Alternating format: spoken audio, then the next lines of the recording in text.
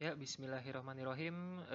Assalamualaikum warahmatullahi wabarakatuh. Selamat datang di tutorial ya, tutorial Mekanika Fluida Dasar MS2220 dengan chapter 8 ya. Hari ini itu adalah tentang viscous flow in pipes. Ya, kembali lagi bersama saya Isnain Aliman dari Fakultas Teknik Mesin dan Dirgantara. Nah, jadi ini cuma untuk pembukanya saja. Nah, jadi sekarang itu ini sesuai judulnya ya, aliran viskos artinya ini fluida yang viskos. Kalau misalnya fluida di mana-mana pasti viskos ya, tapi bisa aja diasumsikan invisit atau tidak viskos. Nah, ini terutama di dalam pipa. Jadi kalau misalnya kita topiknya seperti ini udah pasti adalah sistem perpipaan yang akan dibahas. Jadi kalau misalnya soal yang paling mutakhir di ujian ini ya seperti ini. Jadi ada contohnya pembangkit listrik tenaga air ya. Nah, ini kan sebelum masuk ke turbin itu kan air itu kan sumbernya kan di atas. Kalau misalnya di sini turbinnya itu di 585 mdpl, terus sumber airnya di 668 meter di atas permukaan laut. Nah, jadi kan ada delta head ya.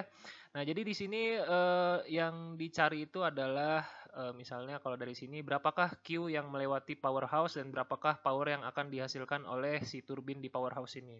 Jadi yang pasti selama apa namanya? Selama si air melewati pipa ini di sini tuh akan ada delta ini ya, ada head loss ya. Artinya kalau misalnya nggak ada head loss, Q-nya itu bisa sangat besar. Nah, tapi ternyata ada yang namanya head loss. Jadi misalnya harusnya Q-nya ngalir 1000 liter per detik, karena ada head loss dia berkurang. Jadi misalnya 500 liter per detik. Nah, jadi untuk mendesain juga ini aplikasinya sangat-sangat ini ya, bermanfaat ya. Jadi kalau misalnya kalian punya rumah juga ya misalnya, tapi rumah itu nanti sistemnya sih nama ilmunya sistem plumbing ya. Akan ada di kuliah SIM itu. SIM itu apa ya? Sistem instalasi mekanikal. Nah, tapi kalau misalnya mau dihitung manual dengan sistem perpipaan seperti ini juga bisa. Nah, jadi seenggaknya kalian setelah lulus bab 8 ini sistem perpipaan di rumah kalian itu harusnya udah bagus ya. Kalian nyalain shower itu misalnya, terus ada tangki airnya. Kalau misalnya nggak mau pakai pompa tapi pengen deres alirannya, itu kalian bisa mendesain sendiri nih pakai pipa yang berapa diameternya, habis itu seperti ya aksesorisnya kalian pilih sendiri lah. Jadi seenggaknya kalian sudah mengerti, paham apa saja yang akan mempengaruhi besarnya aliran dalam sistem perpipaan. Nah, jadi sebelum masuk ke soal, jadi saya akan membahas bagian-bagian yang penting-pentingnya saja ya. Jadi kalau misalnya di kelas ini semua dibahas, tapi saya langsung lompat. Ini juga summary dari buku ya, dari buku Munson. Saya langsung lompat ke sini dulu. Jadi perlu diingat bahwa aliran itu ada dua jenis. Yang pertama laminar dan turbulen. Jadi bagaimana menentukan laminar dan turbulen pakai Reynolds number? Itu adalah rho VD per mu, D-nya ini diameter, rho itu ya rho dari air ya.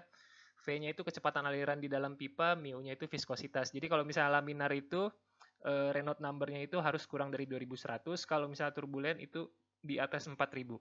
Nah, tapi yang pasti gini, kalau misalnya setiap aliran pipa yang ada di, saya nggak yakin juga sih bilang. Pokoknya secara dominan itu aliran di dalam pipa itu adalah turbulen. Jadi kenapa turbulen? Kalau misalnya kalian stuck pengen di laminar, nah kalian pengen ngejar debit yang sangat besar, itu diameter pipanya itu harus sangat besar. Masalahnya seperti itu. Kalau misalnya kalian mau wudhu di musola gitu ya, nah itu kalian hitung sendiri tuh ya, Reynolds number-nya saya pasti jamin itu adalah alirannya turbulen ya. Jadi kalau nggak percaya coba sendiri. Soalnya kalau misalnya mau laminar itu pipa buat wudhu aja bisa gede banget, nggak mungkin kan. Nah, jadi terus bagian entrance length ini kayaknya saya skip aja, ini di teori dasar kalian udah dapat di kelas ya, atau bisa baca sendiri dari sini.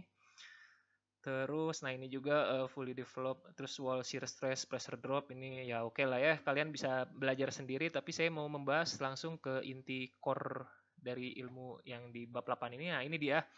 Jadi intinya penerapan dari bab 8 ini tentunya kalian harus menguasai dulu apa namanya, Bernoulli equation ya. Nah, jadi yang Bernoulli equation itu nanti akan ada tambahannya head loss major and head loss minor. Nah, jadi kalau misalnya di sini, nah, jadi ada head loss itu dibagi dua. Jadi ada yang major, ada yang minor. Kalau head loss major ini adalah head loss yang dihasilkan dari pipa. Ya, jadi kalau misalnya ada pipa, semakin panjang pipanya, misalnya ini kan ada pipa nih ya, pipa nih, terus ada belok-belokan, pipa lagi belok, terus ini ada keran wudhu nih, kalian wudhu di sini nih ya. Nah ini semakin panjang pipanya, maka head loss-nya itu tuh akan semakin besar. Nah kalau head loss ini dia akan mempengaruhi juga ke Q-nya, debit aliran yang bisa mengalir di sini. Nah terus apa itu head loss minor? Nah ini juga head loss minor tapi dari sistem perpipaan nih. Nah tapi dia bukan dari panjang pipa, tapi dia dari aksesoris. Nah sebenarnya aksesoris itu ada apa aja? Nih misalnya kalian kita ya gimana ya? Tukang mau masang air wudhu gitu ya, sistem air wudhu, terus dia kan harus masang belok-belokannya nih. Soalnya kalau pipa kan nggak ada tuh pipa yang langsung belok mulus gitu ya, pasti butuh aksesoris elbow 90 derajat kayak gini. Ada ini ada berapa nih? 1, 2, 3, 4, 5, 4 ya. Terus juga di sini ada globe wide open globe valve sama ada ini valve juga. Nah jadi si head loss minor itu diakibatkan oleh dari aksesoris-aksesoris ini. Nah, jadi perlu diingat ada dua. Nah, terus kemudian untuk head loss major dan minor ini, kalau head loss major ini untuk menentukan besarnya head loss major ini ceritanya agak panjang ya, karena kita harus menentukan friction factor dari si pipa tersebut. Kalau misalnya head loss minor itu cukup mudah karena masing-masing aksesoris itu biasanya punya tabel ininya, tabel karakteristik coefficient of loss kayak gini nih, nah KL. Jadi kalau misalnya kita lihat di sini ada threaded 90 elbow, ya kita lihat di tabel aja. Misalnya ini ya elbow 90 derajat, flank atau thread. Ya ini kalau misalnya yang thread itu dia lebih besar 1,5 KL-nya ya. Kalau flank itu tahu nggak apa ya? Jadi ya flank pipa sambungannya. Jadi kalau gini dulu deh, kalau threaded itu kan dia artinya ada ulir ya. Jadi menyambungkan pipa dengan aksesoris itu diulir, jadi diputer-puteran di sini ya.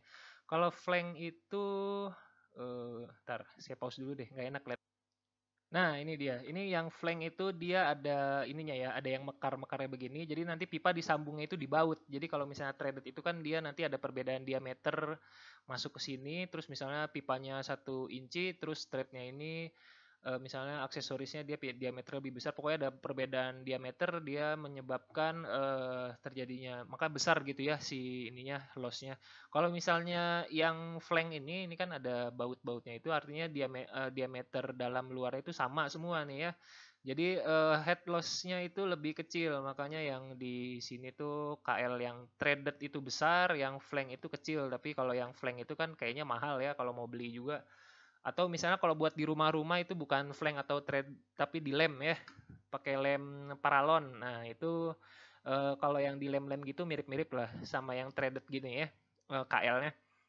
Nah itu yang untuk minor, terus jangan lupa yang minor itu dia tidak, ya kita lihat lagi tabelnya ya, dia ada ini elbow yang belok, terus return bench yang ya tapi dia nggak 90 derajat gitu ya.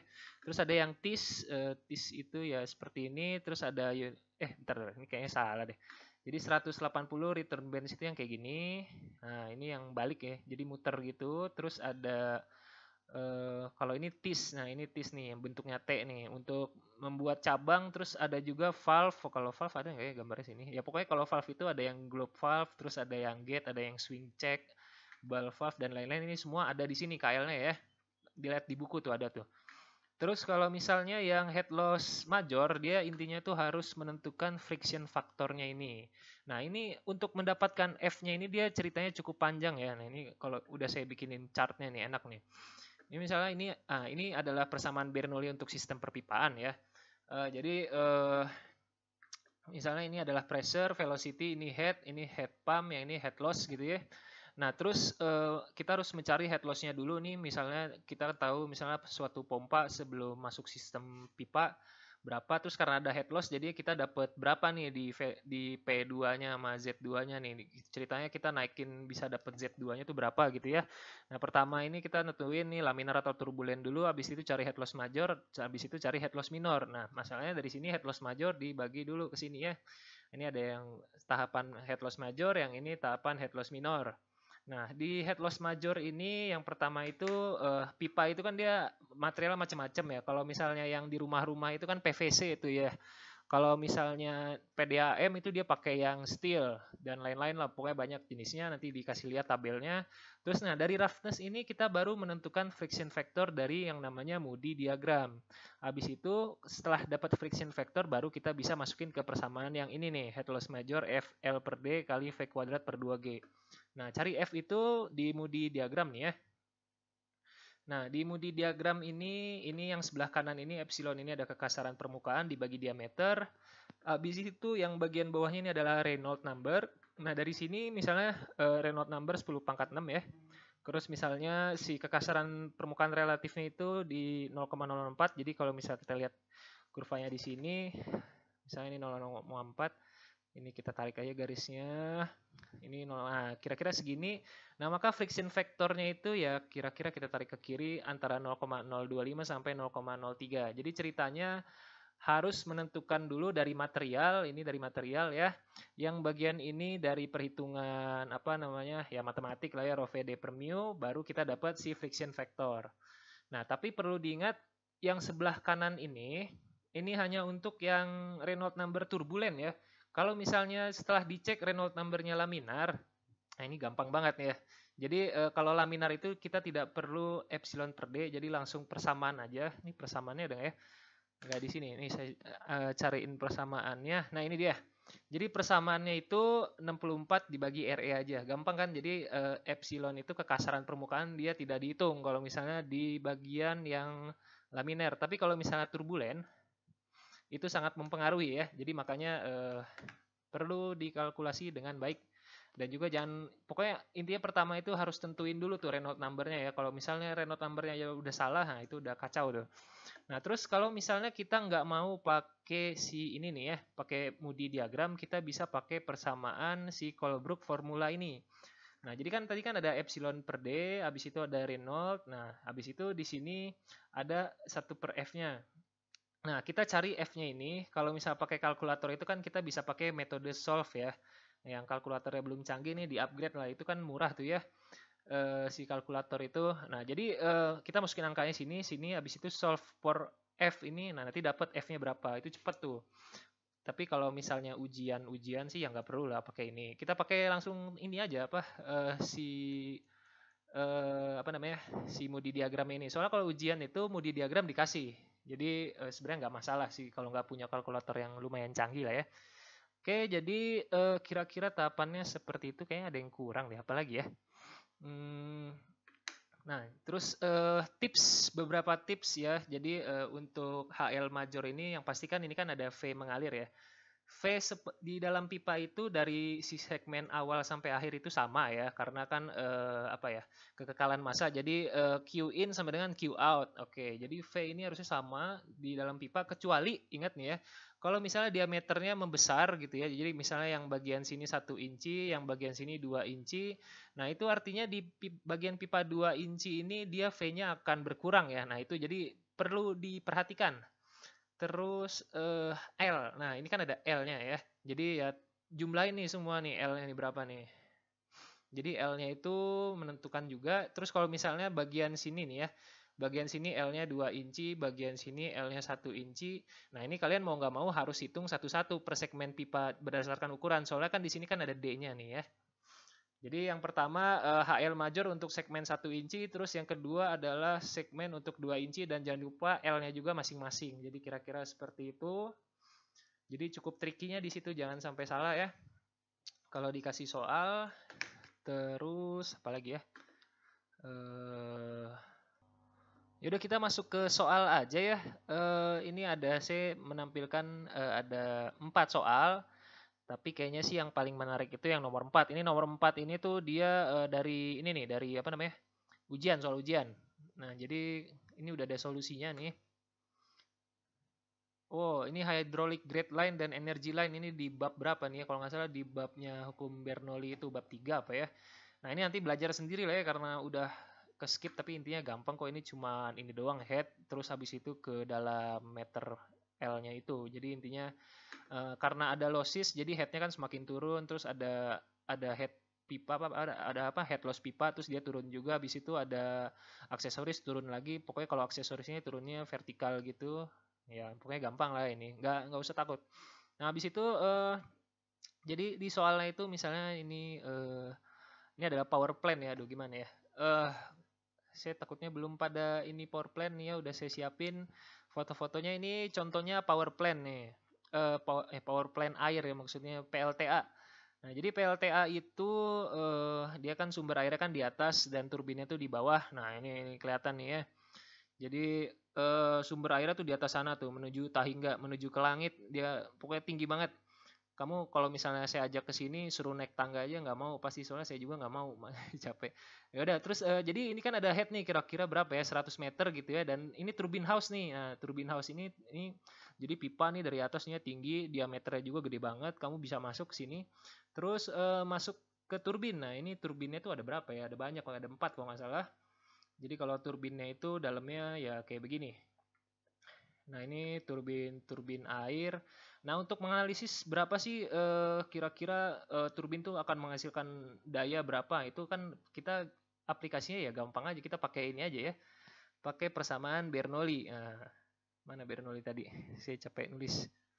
Nah, ini yang Bernoulli lah ya. Oh, udah kecoret-coret. Tadi itu di mana ya? Bernoulli.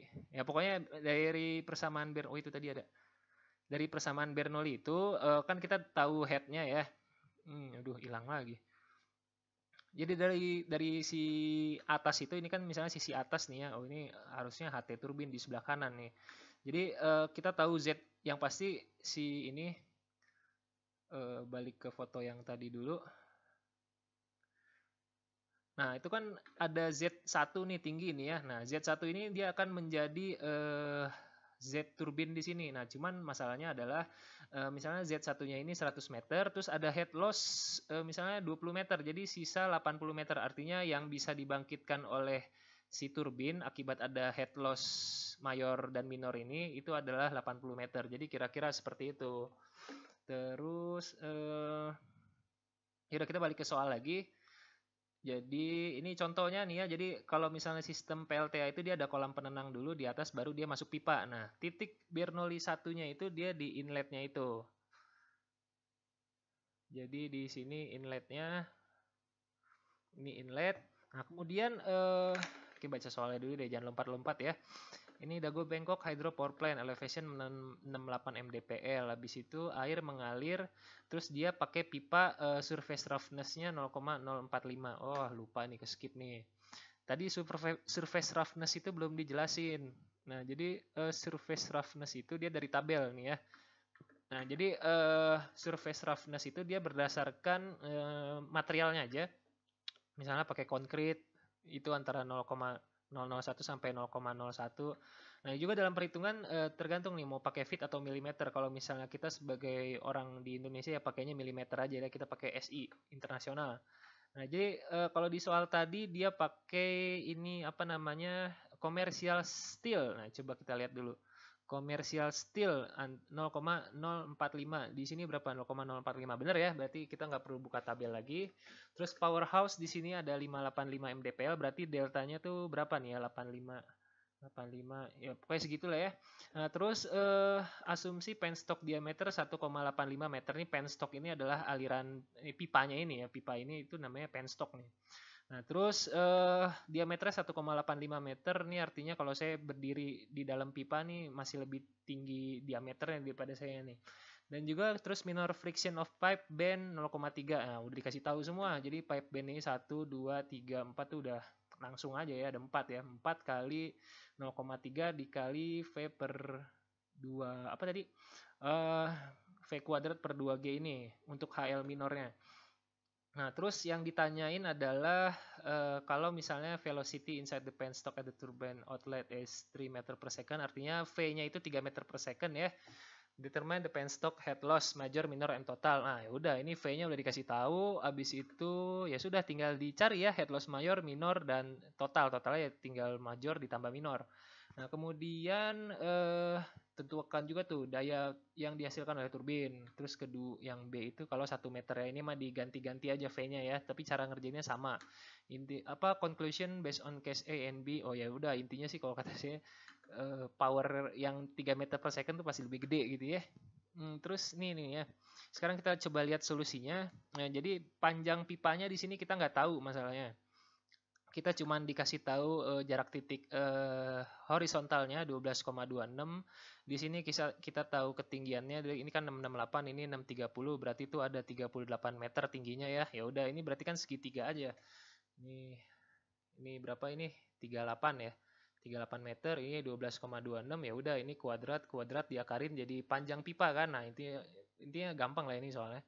Intinya kita cari L-nya semua, habis itu F L per D dikali V kuadrat per 2G ini. L per D deng ini. Nah, ini cari L-nya yang penting. Nah, jadi kalau di sini L-nya itu nah ini yang pasti, aduh. Ini kenapa nih? Nah, yang pasti ini kita bikin dulu nih ya pemodelan dari persamaan Bernoulli-nya. Kalau di sini kan udah langsung nih P1, V1, Z1, P2, V2, Z2 ditambah H turbin. Nah, ini H turbin ini yang akan diambil dari itu ya. Nah, tapi masalahnya H turbin ini dia kan akan dikurangin oleh HL minor dan HL major. Nah, jadinya H turbin itu dia tidak maksimal dari Z1 kan. Ya udah, dari Z1 ini langsung dibagi ke sini aja. Jadi intinya ini H total nah, jadi kan yang dari V1 ini kan dia kan ceritanya kan di titik inletnya kan dia tidak ada aliran di dalam pipanya kan ya. Nah, jadi habis itu jadinya adanya dia di titik V2-nya aja. Jadi dari sini udah dicoret-coret semua jadi kayak begini. H total itu adalah H turbin ditambah HL minor ditambah HL major. Habis itu H totalnya itu adalah 79,54 kan setelah Z1 dikurangin V2 kuadrat bagi 2G. Nah, ini adalah H total dari sistem turbin PLTA tadi. Kalau ini berapa saya nggak tahu nih. Pokoknya tinggi lah ya.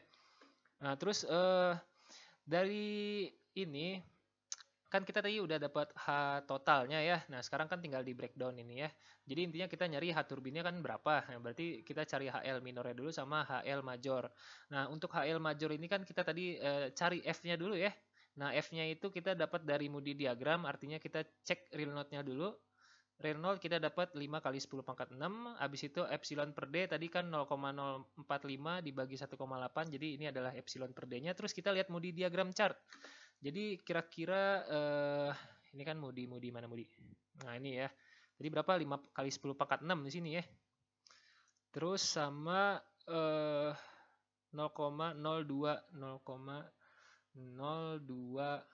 0,0243 ya, kira-kira garisnya di sini lah ya. Terus habis itu ketemu di 10 pangkat 6 ya, kira-kira seperti ini, artinya antara 0,05 sampai 0,06. Nah, makanya kalau misalnya kita bisa pakai rumus nih ya, Colebrook formula dia lebih akurat tuh angkanya. Nah, jadinya ini 0,05. Nah, jadi kira-kira seperti itu. Terus ini yang tadi saya bilang dari trigonometri kita cari panjang pipanya. Nah, yaudah karena kita udah dapat F-nya, dapat total L-nya ini ternyata 210 bagi diameter, V-nya 3 meter per second bagi 2G, artinya kita tahu HL majornya 2,6 meter. Wah, dari berapa tadi? 80 ya. Dari 79,54 HL majornya cuma 2,603. Sip. Habis itu HL minor ya udah tadi kan udah di mention ada 4 band dikali 0,3 kali velocity kuadrat bagi 2G 0,55. Nah, artinya head loss totalnya ini sekitar 3 meter per second ya. Jadi dari 79,54 ini kita hanya bisa dapat 76,387. Untuk mendapatkan turbinnya ini langsung aja tinggal dikalikan gamma ya. Ya udah, jadi dapat langsung 7,48 kW. Wah, gampang kan? Ya udah. Jadi emang gampang sebenarnya bab ini. Jadi nggak usah pusing-pusing. Yang penting tadi saya bilang ya udah tips and triknya, bagian yang bikin susah, yang bikin salah tuh yang mana. Kalau yang B-nya ya sama kayak tadi, intinya kalau 1 meter per second dia HT-nya, wah ini kok HT-nya lebih gede ya. Oh, tergantung ini ya kan ya. V-nya habis itu 809 kW, ini 748. Tadi kan saya bilang tuh yang 3 meter per second itu lebih besar ya. Oh iya, benar. Ya udah, berarti berdasarkan hitungan itu ternyata yang 1 meter per second itu lebih kenceng ya, lebih besar ininya si powernya. Ya udah, sip kalau gitu ya. Terus conclusion, the major and minor head loss increase significantly if the velocity increase. Nah, jadi Karena yang si ini apa? Soalnya tuh di mana ya? Soalnya nah, jadi kalau misalnya kita setel di sini velocity-nya besar, nah masalahnya head loss-nya juga dia akan semakin besar. Jadi kalau misalnya dilihat di solution yang tadi udah saya bikin ini, dia itu ini kan, nah HL totalnya itu 82,94, terus ini head loss total apa head lossnya cuma 0,318 meter sama 0,061, artinya berapa nih kira-kira 0,4 lah ya. Kalau yang sebelumnya itu kan dia sekitar 3 meter, 0,4 bagi 3 pokoknya jauh bedanya ya. Nah makanya eh, kalau misalnya kamu jadi operator tuh ya nanti buat naro apa kecepatan di dalam penstop tuh jangan kenceng-kenceng, jadi emang harus dihitung dulu. Terus ini HGL, EGL ya udah ya. Jadi kira-kira contoh soalnya ya seperti ini. Hmm, ada lagi nggak yang menarik untuk dibahas itu? Ini saya kasih contoh nih. Ini yang soal-soal lainnya kamu iniin aja apa namanya? Nih soalnya saya kasih. Terus ini solusinya dari nomor 1 nih ya. Nah ini nomor 1. Ini juga mirip-mirip lah konsepnya kayak yang tadi. Nih kalau ini pakai Colebrook formula nih ya. Kalau Colebrook formula itu F-nya mana? F. Ya ini di skip ya, jadi nggak ketahuan angkanya nih. Yang pasti lebih akurat daripada si kita baca Moody diagram ya. Terus yang nomor 2, oh ini sifon. Di sifon ini ceritanya ada head loss-nya. Ini sifon nih bab 3 ini, bab Bernoulli nih. Terus, tapi masalahnya ini kita ada head loss-nya di sini memperhitungkan head loss. Yang nomor 3 itu, oh ini ya pipa karena ada beda head aja. Terus di sini juga ada ini 25 feet, berarti di sini ada apa namanya? Head loss juga dicari ini. Jadi intinya gitu ya, gampang sih ini harusnya. Oke, jadi kira-kira begitu. Coba saya pikir dulu ya, apalagi yang perlu diinin ya, yang ditekankan. Nah, paling Colebrook formula ini ada dua nih ya. Jadi ada yang si F-nya ini di sebelah kiri dan kanan, ada juga yang sebelah kiri. Jadi terserah mau pakai yang mana, tapi karena kalkulator zaman sekarang canggih, saran saya pakai yang ini aja. Jadi untuk iterasi buat nyari pakai kalkulatornya, jadi kan ini kan epsilon per D-nya kan dimasukin, habis itu RE-nya juga dimasukin. Jadi yang ini nih dalam bentuk akar X, habis itu ini juga akar X, habis itu solve for X itu kan. Nah, nanti dapat hasilnya berapa si F-nya itu. Jadi saran saya pakai yang atas saja kalau nggak mau baca dari apa namanya, nggak mau lihat grafik ya. Tapi itu terserah. Balik lagi kalau mau pakai Colebrook formula, it's okay. Atau kalau mau langsung pakai Moody diagram, it's okay juga. Yang penting urutannya itu yang ini ya, yang kayak tadi ya. Nah, yang pasti untuk menentukan general head loss ini atau misalnya H turbin dari sistem turbin atau misalnya mau pompa, sistem pompanya di bawah habis itu bisa naikin dapat head berapa. Nah, itu harus mendefinisikan Bernoulli equation-nya dulu. Nah, makanya ini balik lagi nih di review di bab 3-nya itu ya. Bab 3 bukan ya? Ya pokoknya yang bab Bernoulli ya. Nah, jadi yang pertama yang pasti jangan lupa nih ya sekali lagi nih ya Reynolds atau laminar. Kalau misalnya laminar terus kamu lihat Moody diagram ngapain gitu ya. Soalnya kan cuma 64 dibagi RE aja. Iya, iya kan? Coba mana. Tadi persamaannya. Nah ini nih ya 64 dibagi RE aja. Kalau misalnya turbulen baru pakai yang ini susah ya. Terus apa lagi ya? Ada lagi nggak ya? Coba saya cari-cari lagi. Mungkin sekiranya cukup kali ya. Nah, ini mah KL palingnya. Nah, ini KL juga. Minor losses inlet dari pipanya. Ya sudah, jadi kira-kira seperti itu untuk chapter ini. Kalau misalnya, jadi chapter ini benar-benar ini aja ya, harus menurut saya kalian latihan sekali dua kali udah pasti bisa untuk ujian. Yang penting step by stepnya itu benar gitu. Jadi dicukupkan saja untuk tutorial chapter 8 Viscous Flow in Pipes ini. Ya udah sekian dari saya.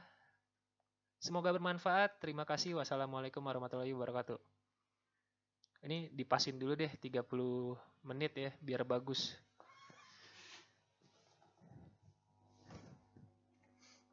Ini saya pakai Bandicam ya, buat nge-screen ininya, buat bikin videonya.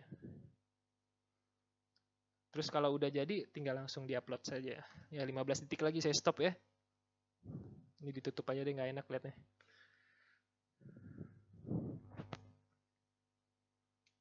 5, 4, 3, 2, 1. Oke, sip.